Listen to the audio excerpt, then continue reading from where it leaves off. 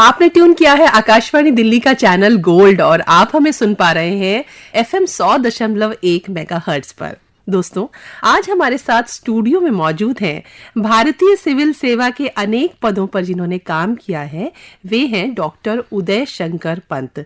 हम आपको बता दें कि उदय पंत जी बहुत ही एक बहुमुखी और बहुआयामी प्रतिभा संपन्न व्यक्ति हैं। इतने बड़े पद पर काम करने के अलावा वो राष्ट्रीय और अंतर्राष्ट्रीय प्रशासन विकास के जानकार हैं, एक अच्छे लेखक हैं, ब्लॉगर हैं, कवि हैं, चिंतक हैं और अभी स्वतंत्र सलाहकार के रूप में भी कई जगह अपनी सेवाएं दे रहे हैं। हम बहुत स्वागत करते हैं डॉक्टर उदय पंत का गोल्ड के स्टूडियो में। नमस्कार, प्रणाम, शुभाशीष सभी श्रोताओं को जी। और हम जो शुरुआत करते हैं वो यही करते हैं कि सर अभी फिलहाल आप क्या कर रहे हैं, क्योंकि इतनी सारे मैं देख पा रही हूँ कि इतनी सारी किताबें मेरे सामने मौजूद हैं जो आपने लिखी हैं और एक सर्विस अब नौकरी की है, लेकिन फिलहाल अब आप क्या कर रहे हैं? अब रिटायर्ड होने के बाद मैंने कुछ समय अंतर्राष्ट्रीय मुद्रा कोष के रीजनल एडवाइजर साउथ एशिया पे काम किया। अब मैं फ्रीलांस कंसल्टिंग करता हूँ इंटरनेशनल ऑर्गेनाइजेशन के लिए, भारत सरकार के लिए, और हमारा एक सोशल ऑर्गेनाइजेशन है, उसके हमारे आउटरीच प्रोग्राम्स होते हैं। और इसके अलावा कभी कभार फिल्में बनाते हैं, शॉर्ट फिल्म, डॉक्यूमेंट्री। अभी हाल में एक फीचर फिल्म भी हमने बनाई है जो कि अब पोस्ट प्रोडक्शन पे चल रही है। और इसके अलावा बेबी सिटिंग करते हैं, हमारा एक पोते हैं अब 4 साल के होने वाले हैं। जैसे ही आपने फिल्म का नाम लिया ना, मैं तो बस खुश हो गई, क्योंकि देखिए हम तो जब गोल्ड की बातें करते हैं ना तो उसमें फिल्म संगीत भी रहता है। तो मैं सबसे पहले शुरुआत फिल्मों से ही करती हूँ कि आपने जो ये फिल्म बनाई है इसके बारे में कुछ बताएं, और फिर हम आपसे पूछेंगे कि जो आप क्योंकि उत्तराखंड से आते हैं उसके बारे में बातचीत। पहले तो फिल्म के बारे में बताइए। फिल्में तो हमने शॉर्ट फिल्म, डॉक्यूमेंट्री कई बनाई हैं। ये वाली फिल्म जो अभी हमने बनाई है इसकी कहानी भी उत्तराखंड बेस्ड है। तो इसमें हमने सोचा कि कोई हमारा जैसा आदमी अगर फिल्म बना रहा है तो ऑब्वियसली सोशली रेलिवेंट फिल्म होनी चाहिए। तो इसमें हमने सोशल इश्यूज उठाए हैं, महिलाओं के, एल्कोहलिज्म के, इसके अलावा एजुकेशन है, अपॉर्चुनिटीज़ हैं, गवर्नेंस के इशू हमने फिल्म के माध्यम से उठाए हैं। और स्टोरी में ये सब चीज़ें अपने धारा प्रवाह में चलती हैं। तो हमने सोचा कि फिल्म बनाएं तो ऐसी बनाएं, सार्थक फिल्म बनाएं। लोग कहते हैं कि साहित्य और सिनेमा समाज के दर्पण होते हैं, तो हमारा ये मानना है कि वो समाज के चेतना जगाने वाले भी होने चाहिए। उनसे कुछ रिटर्न व्यूअर को या श्रोताओं को ऐसा मिले तो अच्छा है, इसलिए हमने ये फिल्म बनाई। इसमें हमने कोशिश ये की थी कि ज़्यादातर, क्योंकि उत्तराखंड बेस्ड फिल्म थी, तो इसको हमने शूट किया था। अल्मोड़ा का एक गाँव है पाटिया, इसके अलावा वहीं का एक स्कूल था डीना पानी स्कूल इंटर कॉलेज। फिर हम रुद्रपुर में हमने शूट किया, हॉस्पिटल में किया, कोलंबस स्कूल में किया, और हमारे मित्र भूपाल मेहरा जी के फार्म हाउस में किया, रोडवेज में किया। तो ये हमने करते करते खुद भी सीखा, अनुभव भी लिया, और स्टोरी बनते बनते हमारे हिसाब से तो बढ़िया बनी है। अभी पोस्ट प्रोडक्शन में है। तो हमारी फिल्म में 2 गाने जो मैंने गाए हुए हैं उनका एक स्टेंजा मैं आपको सुना देता हूँ। जी, स्वागत है। आज दिन ढल गया तो क्या, कल फिर सुबह का उजाला होगा, रात काली है तो क्या, कल फिर नया दिन निकलेगा। आज दिन ढल गया तो क्या, कल फिर नया दिन निकलेगा। मुझे लगता है कि अगर फिल्म की एक कहानी अच्छी है और बड़ा सार्थक संदेश है, और मुझे लगता है जो आपने लोकेशन जो बताई हैं, उत्तराखंड की जो कुछ लोकेशंस बताई हैं आपने, वो भी मुझे लग रहा है बहुत ही खूबसूरत रहेंगी। तो मुझे लग रहा है बहुत उम्मीद सी जग रही है इस फिल्म के। मैं उत्सुक हूँ, लालयित हूँ देखने के लिए कि कब मुझे देखने को मिलेगी। फिलहाल हम लेकर चलते हैं आपको आपके बचपन की ओर। कैसा था बचपन, और फिर कैसे सोचा कि मैं आगे क्या बनूंगा, वो समय याद कीजिए। उसके बारे में अपनी खट्टी मीठी यादें हमारे श्रोताओं से बांटिए। रश्मि जी, मेरा बचपन की अगर मैं बात कहूँ तो मैं भवाली में पैदा हुआ। मेरे पिताजी क्षेत्र विकास अधिकारी थे, जिसे BDO कहते हैं। उस वक्त तो वहाँ तैनात थे। और उसके बाद जहाँ उनकी ट्रांसफ़र हो जाती थी हम वहीं चले जाते थे।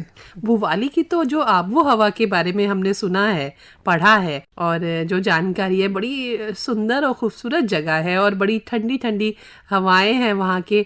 हम कहते हैं ना कि जो साफ शुद्ध जो वायु है ना, हमेशा देखते हैं कि भाई इस समय क्या चल रहा है, स्तर क्या है। तो मुझे लगता है इतनी सुंदर जगह पे तो पहले ही तो आप प्रिविलेज्ड हो गए, वहाँ पे आपका जन्म हुआ। जी, मुझे भी ऐसा लगता है। भवाली कई सारे उत्तराखंड के बड़े अच्छे अच्छे हमने और भी लोकेशंस में हम रहे, वो भी बड़ी अच्छी अच्छी थी। इसके अलावा आपको एक बड़ी मनोरंजक बात मैं आपको बताना चाहता हूँ कि जब मैं पैदा होने वाला था तो उस वक्त, उन दिनों आप जानते हैं सरल सादगी वाला जीवन था, ना होटल थे, ना रिजॉर्ट थे, ना किसी के ज़्यादा अपेक्षाएं थी, एक्सपेक्टेशंस थी। तो एक फिल्म बनी 55 में, मधुमती, दिलीप कुमार, वैजयंती माला। उसका कोऑर्डिनेशन वो भवाली के आसपास ज़्यादा शूटिंग हुई थी, मेरे पिताजी ने किया, बीइंग ए वीडियो देयर। कभी कभी मुझे कोई पूछता है कि ये फिल्म बनाने की कहाँ से आ गई आपको ललक या जिज्ञासा, तो मुझे लगता है कि अभिमन्यु की तरह मेरे कुछ वाइब्स आ गई होंगी उस वक्त। हाँ, कहीं ना कहीं वो जिसे कहते हैं ना, तार जुड़े गए वहां से। क्योंकि मधुमती का जो संगीत है, सलिल दा का म्यूजिक है, तो वो तो संगीत ही अद्भुत संगीत है। तो मैं चाहूंगी अगर आप आज्ञा दे तो हमारे श्रोताओं को वो एक गीत सुना दे मधुमती का। हाँ बिल्कुल, सुना दीजिए। सुहाना सफर और ये मौसम हसी, सुहाना सफर और ये मौसम हसी, हमें डर है हम खो न जाए कहीं, सुहाना सफर और ये मौसम हसी।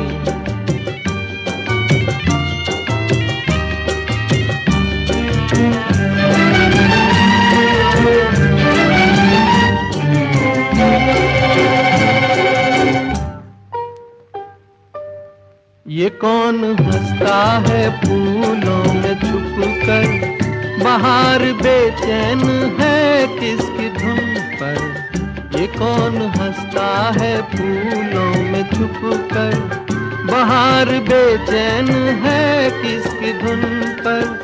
कहीं गुनगुन कहीं रुनझुन के जैसे नाचे जमीन, सुहाना सफर और ये मौसम हसी, हमें डर है हम खो न जाए कहीं, सुहाना सफर और ये मौसम हसी।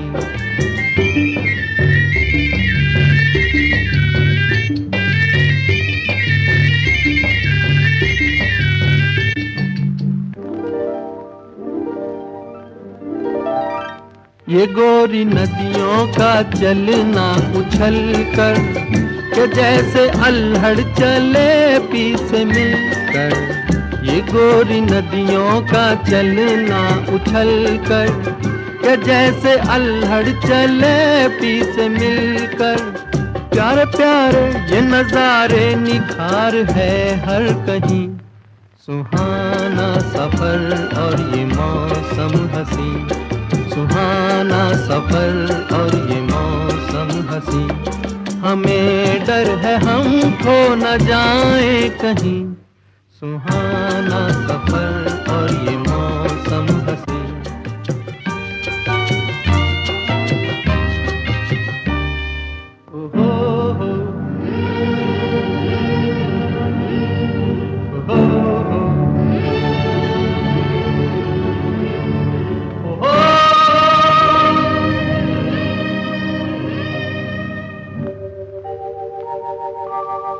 वो आसमां झुक रहा है ज़मीं पर, वो आसमां झुक रहा है ज़मीं पर।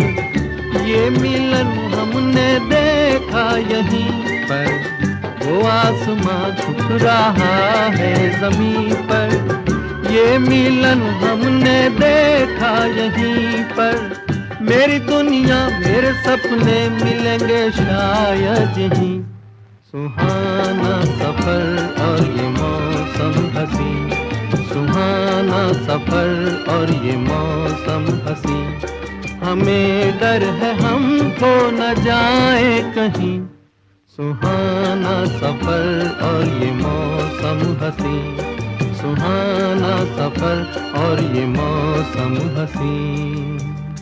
वाह, बड़ा मीठा सा ये गीत था मधुमती का। आगे बढ़ते हैं तो फिल्म का कनेक्शन तो बिल्कुल जिसे कहते हैं ना जन्म से ही जुड़ गया।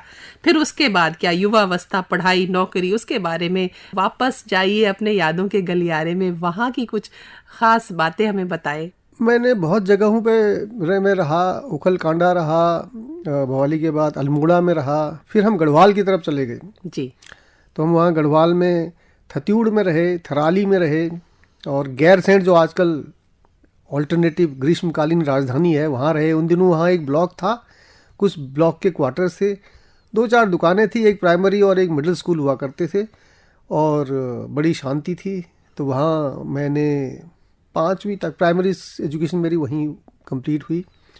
उसके बाद हम मुंशियारी चले गए, दूसरे एंड में, पिथौरागढ़ के एंड में, काफ़ी रिमोट जगह है और टूरिज़्म के हिसाब से बड़ी मशहूर है आजकल जी। तो वहाँ पे 6th 7th और आधा 8th हमने पढ़ा। फिर हमारे पिताजी ने वॉलंटरी रिटायरमेंट ले लिया और सर्वोदय का काम करने लगे। वो गांव में आके प्रिंसिपल आदमी थे, पहले फ्रीडम फाइटर थे बड़े लेवल के, और उसूलों वाले थे। तो उन्होंने कहा गांव में बसेंगे, हम नहीं जाएंगे तो कौन जाएगा। आपके पिताजी का नाम हम अगर जान पाएं। मेरे पिताजी का नाम हरिदत्त पंत, शास्त्री पास थे, उनको लोग शास्त्री जी भी कहते हैं। उनके नाम पे हमारा थल में जहाँ हम रहते हैं कस्बे में इंटर कॉलेज भी उनके नाम पर है आजकल। पहले मेरे समय में जब हम लौट के आए तो वहाँ हाई स्कूल नहीं था, तो उन्होंने लोगों ने मिलके एक जनता हाई स्कूल बनाया विद साइंस। तो उसमें हमने पढ़ा, हम उसके पहले बैच के थे। उसके बाद हम फिर इंटरमीडिएट के लिए बाहर चले गए। पास में एक नारायण नगर एक जगह है, नारायण स्वामी ने उसको वहाँ स्कूल बनाया था, इंटर कॉलेज, बापू महाविद्यालय कहते थे उसको, था तो इंटर कॉलेज। फिर हमने पिथौरागढ़ में बीएससी किया, फिर सोचा जब स्विच कर लेते हैं तो पॉलिटिकल साइंस में एमए किया। तो 20 साल पूरे नहीं हुए थे तो हमने सोचा कि अब क्या करें। तो पिताजी ने कहा एक बारी और कर लो एमए। फिर हमने हिस्ट्री से एमए किया नैनीताल से। अब क्या करें, तो फिर भाई लोग हमारे यहाँ रहते थे, दिल्ली यूनिवर्सिटी में प्रोफेसर थे, तो उन्होंने कहा कि आ जा, तो जेएनयू में एडमिशन ले ले। फिर हमने जेएनयू में एडमिशन ले लिया, एमफिल पीएचडी करने लगे हिस्ट्री में। डॉक्टर राधाकृष्णन के सुपुत्र गोपाल, सर्वपल्ली गोपाल मेरे गाइड थे। बाद में पीएचडी के लिए बिपिन चंद्रा जी मेरे गाइड थे। ये तो बहुत ही नामी गिरामी लोग हैं जिनकी किताबें, इतिहास की किताबें जो है हम लोग पढ़ते रहे हैं। तो मुझे लग रहा है कि उनके काबिल शिष्य आप निकले बहुत। फिर आगे क्या हुआ? आगे ये हुआ कि अब धीरे धीरे लगने लगा कि नौकरी तो करनी पड़ेगी, पहाड़ से हैं, कब तक किसी और के पैसे से शिक्षा लेते रहेंगे। तो फिर मैंने Indian council of social science research join कर ली एज सीनियर टेक्निकल असिस्टेंट। तो उस ज़माने में 700 रुपये मिलते थे, वो काफ़ी बड़े माने जाते थे। उस ज़माने में आईएएस ऑफिसर्स की तनख्वाह भी 700 से ही शुरू होती थी। अच्छा। मुद्दा ये था कि यूनिवर्सिटी के वातावरण में लोग सोचते थे कि ब्यूरोक्रेसी में नहीं जाना है, ये बड़े नेगेटिव होते हैं। तो ICSSR Indian council of social science research हमने सोचा एकेडमिक इंस्टीट्यूशन है। फिर वहाँ जाके देखा कि यहाँ भी बड़ी ब्यूरोक्रेसी है, तो चलो ब्यूरोक्रेसी में ही हाथ आजमाएं। तो सिविल सर्विस एग्जाम लिखा तो उसमें हो गया। आना आपको वहीं था ब्यूरोक्रेसी में? हाँ, वो तो जहाँ किस्मत ले जाए वहाँ आदमी जाएगा ही जाएगा, यद भाव्यम तद भविष्यति। तो फिर उसके बाद इंडियन सिविल अकाउंट सर्विस में टोटली न्यू सब्जेक्ट कि भाई लेखा, कहाँ इतिहास राजनीति शास्त्र का विद्यार्थी और कहाँ हम कहें वाणिज्य शास्त्र के विशेषज्ञ। बिल्कुल आपने कहते हैं ना कि बिल्कुल धारा ही विपरीत धारा, या हम कहें धारा प्रवाह अलग ही हो गया। ये हमारे लॉर्ड मैकॉले की फिलॉसफी पे डिपेंडेंट है हमारी इंडियन सिविल सर्विस, जो कहते थे कि इंटेलिजेंस इज ट्रांसफरेबल। अगर आप संस्कृत में अच्छा नंबर ला सकते हैं, उसमें उत्तम बन सकते हैं, तो बाकी जगह भी ओरिएंटेशन के बाद बन सकते हैं। इसी फिलॉसफी में हमारी सिविल सर्विस अंग्रेजों ने बनाई थी और आज भी इसी पर हम कायम हैं। तो एक्सपर्टीज के हिसाब से नहीं, हमारा इस हिसाब से कि एजुकेशन में कुछ भी हो, you can join any other stream. तो उस हिसाब से हम लेखा में पहुंच गए। आने के बाद लगा कि मोर और लेस 1-2 लेवल के बाद फिर वो एक ही हो जाता है। ज़्यादातर व्यवस्थापन, पॉलिसी चेंजेस वगैरह, पॉलिसी फॉर्मुलेशन, रिफॉर्म्स वगैरह से होता है। प्रशासन का काम हो जाता है फिर तो। प्रशासन, और आप कोई करना चाहे तो रिफॉर्म्स का बड़ा स्कोप है, पहले भी था, अब भी है, हमेशा रहेगा। तो जब उत्तराखंड का एक लड़का प्रशासनिक सेवा में निकला तो बहुत लोगों का सपना रहता है इस स्तर पर पहुंचने का। उस समय क्या प्रतिक्रिया थी वहां पर, घर पर क्या प्रतिक्रिया थी, आसपास कैसा लगा? अच्छा लगा, जाहिर सी बात है। पिताजी और माताजी तो हमारे यही कहते थे, हमें तो पहले ही पता था ये कुछ बनेंगे। इनके 4 ग्रह उच्च के हैं, वो थोड़ा एस्ट्रोलॉजी में यकीन रखते थे। कहते थे कि मैं ना कहता था कि ये पृथ्वीनाथ हैं जी। तो ये लोगों की एक्सपेक्टेशंस बियॉन्ड प्रोपोर्शन होने लगती हैं। तो फिर उसको थोड़ा लोगों के दिमाग में यही रहता है कि सिविल सर्विस में आ गए हैं तो अब इनके आगे पीछे गाड़ियां होंगी, दरबान होंगे, दरवाजा खोलने वाले अलग होंगे। लेकिन ये सब फील्ड के पर्क्स हैं। तो सरकार में, दिल्ली में जैसी जगह पे अगर आप हैं तो everybody is just like anybody else. कि आप अपनी गाड़ी नहीं है तो पब्लिक ट्रांसपोर्ट में जा रहे हैं, सरकारी घर में रह रहे हैं और ऐसी कोई विशेष वो नहीं है। तो थोड़ा समय लगता है टू कम अप। कंटेंटमेंट है, अगर वो भी अच्छा है, जो है वही नसीब में वो मिलेगा और वो मिल गया। ये तो आपकी सरलता है। मैं ये कहूँगी कि जो व्यक्ति एक कर्म योगी होता है उसका जो पूरा ध्यान होता है अपने कर्म की ओर होता है। तो ऐसा कर्मयोगी सुपुत्र भी हम कहेंगे बड़े भाग्य से मिलता है। उसके बाद जब मैं देख रही हूँ डॉक्टर साहब, आपने इतनी सारी किताबें लिखी हैं, तो इन किताबों में मुझे लग रहा है ज़्यादातर कविताएं हैं। आपके मन के भाव मैं देख रही हूँ। उड़ता मन है, फिर एक बार, और ये है मेरे पास टुकड़ों में जिंदगी, और एक और किताब मेरे हाथ में है जीस्त की महफिल। तो ये जो अनुभव है, क्या ये प्रशासनिक सेवाओं के अनुभव हैं या उस समय उठी हुई मन के तरह तरह के विचार हैं जो आपने कहीं ना कहीं कागज पर उतार दिए? ये इसमें मिले जुला होगा। कई चीज़ें हम जो लिखते हैं तो वो लोगों के विषय में भी लिख सकते हैं। तो राइटर जब लिखता है तो ये पता नहीं चलता कि वो अपने लिए लिख रहा है, अपने अनुभव लिख रहा है, या किसी और के लिख रहा है। आपके माध्यम से मेरी सोच हो सकती है या मेरे माध्यम से आपकी सोच हो सकती है। ये कविताओं के अलावा मैंने कुछ और चीज़ें भी लिखी हैं, जैसे ओपन सीक्रेट्स ऑफ हैप्पीनेस मेरी एक किताब है जो कि लोगों को हैप्पीनेस के बारे में बताती है। इसके अलावा फाइनेंशियल मैनेजमेंट में मेरी 2 किताबें हैं जी। उसके अलावा एक मेरी बहुत लंबी वर्स है, जिसको आप फिलॉसफी कह सकते हैं। उसका नाम है मैं क्या चाहता हूँ। अच्छा। मतलब वो मेरे ही भाव नहीं है, मेरे माध्यम से वो किसी और की भी सोच हो सकती है कि after all human beings what do they really want, और क्यों चाहते हैं, क्या चाहते हैं, क्या उनके मन में द्वंद्व चलते रहते हैं। वो रैंडम बेसिस पे जैसे भाव आए ऐसे लिखी हुई है। तो भटकते हुए मन की कहानियाँ उसमें हैं जो कि आपको हर तरफ ले जाती हैं। डॉक्टर उदयपंत, बहुत सारे लोग ऐसे हैं जो मन में तो भाव बहुत सारे आते हैं पर कागज पर उतारना उनको बड़ा मुश्किल सा लगता है। ऐसा भी होता है कि जो लोग सेवानिवृत्त हो जाते हैं, खासकर हमारे जो वरिष्ठ नागरिक हैं, मन में बहुत सारे भाव होते हैं लेकिन घर के लोगों के पास समय नहीं होता कि वो भावों को सुन पाएं, और हमेशा तो नहीं होता, कभी सो भी जाता है। उनके लिए क्या कहेंगे कि किस प्रकार से वो, क्योंकि मैं देख रही हूँ आपने तो आपकी किताबों से ये मेरा जो टेबल है ये भर गया, इतनी सारी किताबें हैं, उनके लिए क्या कहेंगे? क्योंकि मुझे लगता है लिखना एक कहीं ना कहीं आपको एक स्वतंत्रता देता है, आपके भावों को भी फैलने का आकाश देता है। उनके लिए क्या कहेंगे जो कई सारे भाव मन में समेटे बैठे हैं? देखिए, इसमें 2000 चीज़ें जानने वाली ये भी हैं कि जैसे आपके मन में एक भाव तो बहुत तरह के आते हैं। हर चीज़ आप अगर कलमबद्ध कर देंगे तो कई दफ़ा उसके विपरीत परिणाम भी हो सकते हैं। कोई आदमी आपसे नाराज़ भी हो सकता है। जैसे पुराने ज़माने में लोग लिखते थे या लिख गए कि एवरीथिंग, जैसे गांधी जी ने माय एक्सपेरिमेंट इन ट्रूथ में सब कुछ लिख दिया। लोग बाद में तरह तरह की चर्चाएं करने लगे। ऐसे ही लोग बायोग्राफीज लिखते हैं। तो हम अगर ऐसी बायोग्राफी लिख देंगे तो आधे लोग तो हमसे नाराज़ हो जाएंगे, चाहे वो घर वाले हों या सर्विस वाले हों या मित्र हों। तो इसलिए वो पुरानी हमारी विजडम कहती थी कि कुछ चीज़ें किसी से छुपाने की होती हैं, कि हर चीज़ नहीं की जाती, और कुछ बताने की होती है। जो बताने की होती है उसमें भी सत्यम ब्रूयात प्रियम ब्रूयात माँ ब्रूयात सत्यम अप्रियम। सत्य बोलिए, प्रिय बोलिए, लेकिन कटु सत्य मत बोलिए जी। तो ये सब के होते हुए भी सारे भाव तो नहीं आ सकते, लेकिन ज़्यादातर जो न्यूट्रल भाव हैं या जो कि औरों को इंटरेस्ट कर सकता है ऐसे भाव हों या विचारों का कोई मंथन अगर कुछ निकल कर आए अमृत स्वरूप तो। बिल्कुल, अमृत या विष ये तो लेने वाले पे पीने वाले पे अगर लगता है, ये एक लेखक का काम है लिख दे उसको, और श्रोता का काम है, पाठक का काम है कि उसको मॉडर्न आर्ट की तरह अपने हिसाब से परिभाषित कर ले। और आप कविता में ऐसी ऐसी चीज भी लिख सकते हैं कि जिसके कि दो द्व्यर्थक या बहुअर्थक हो सकती हैं। हाँ, तो वो और आपका पाठक तो मजा तो उसी में है कि आपका पाठक आपके विचार को परिभाषित करे कि लेखक के मन में ये चल रहा है, जो कवि के मन में शायद ऐसा कुछ चल रहा है।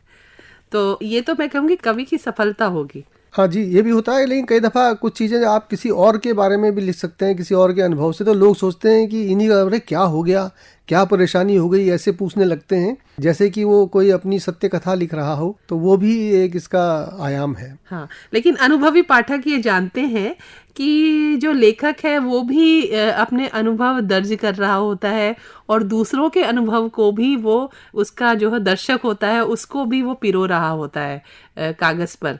तो अच्छे से किताबें पढ़ते रहे हैं, वो जानता है कि हर अनुभव लेखक का खुद पर भुगता हुआ सत्य नहीं होता, देखा हुआ सत्य भी होता है।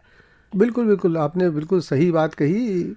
लेखक क्या है, बेसिकली लेखक को अपने हिसाब से तो जो वो अनुभव करेगा, अनुभवजन्य जगत होगा, तो वो अपने अनुभव भी हो सकते हैं, दूसरे के भी हो सकते हैं, तीसरे के भी हो सकते हैं, और कुछ काल्पनिक भी हो सकते हैं जो कि अनुभव ना हो, कुछ उसमें बीच में काल्पनिक बातें भी जोड़ी जा सकती हैं। तभी साहित्य में थोड़ा कलेवर आता है कि लोग उसको पढ़ना पसंद करते हैं। कई दफ़ा अतिशयोक्ति भी होती है, कई दफ़ा बात को हल्का करके भी कहा जाता है। बहुत सी संजीदा बातें जो हैं वो व्यंग्य में कह दीजिए तो लोग बुरा नहीं मानते, और सबसे ज़्यादा संजीदा बातें हास्य में ही कही जाती हैं, मेरा तो ये मानना है। और देखिए हमारे जो श्रोता हैं वो तो बहुत जो जब गोल्ड सुनते हैं तो वैसे ही हंसते हंसाने का आनंद मिलता है, संगीत का आनंद उनको मिलता है, बहुत सारी जानकारियाँ मिलती हैं। और ये जो कार्यक्रम है इसमें तो वो पसंदीदा कार्यक्रम है। चलते चलते क्या कहना चाहेंगे हमारे सुनने वालों? आपके सुनने वालों को भी यही कहना चाहूँगा कि नैतिक रहिए, खुश रहिए, और औरों को भी खुश रखिए। छोटी छोटी बातों से विचलित ना हो। छोटी छोटी बातों से खुशियाँ आ जाती हैं, छोटी छोटी बातों से खुशियाँ चली भी जाती हैं। और बाकी ज़िंदगी में संतोष रखिए और समभाव में रहिए। ना जीत में बहुत खुशी, ना हार में कोई गम। हार भी सिखा जाती है, जीत भी नुकसान कर सकती है। तो कृष्ण ने गीता में भी कहा है, सुख दुखे समय कृत्वा लाभा लाभो जय जय। तो कहते हैं हे पार्थ, इसलिए तुम युद्ध लड़ो, तुम्हारा काम युद्ध लड़ना है, सोचना नहीं है कि उसका परिणाम क्या है, वो मैं तय करूँगा। मैं भी क्या, तुम्हारा कर्म तय करेगा। यही मर्म है, यही कर्म है। और हमारे सामने एक कर्मयोगी बैठे हुए हैं, बिल्कुल, जिसे जो अब मुझे समझ में आ रहा है कि हैप्पीनेस गुरु आप क्यों हैं, क्योंकि जो गीता का ज्ञान आपने दिया है ना कि ज़्यादा परेशान भी ना हो, ज़्यादा अपने आप को समभाव में रखें और खुश रहने की कोशिश करें, और तो ज़िंदगी बड़ी आसानी से निकल जाएगी। हाँ, ज़िंदगी तो है ही, निकल ही जाएगी, ज़िंदगी तो निकलती है। तो अगर आप हंसते हंसते खुशी खुशी निकाल दें तो अच्छी बात है। हर चीज़ के लिए आपको खुश होना ज़रूरी नहीं है। कई तरह के लोग, हमारे पिताजी कहते थे कि किसी की बात पसंद नहीं आ रही हो तो समझ लो कि ये उसका विचार है, वो भी, उसको भी सोचने का, जीने का हक है।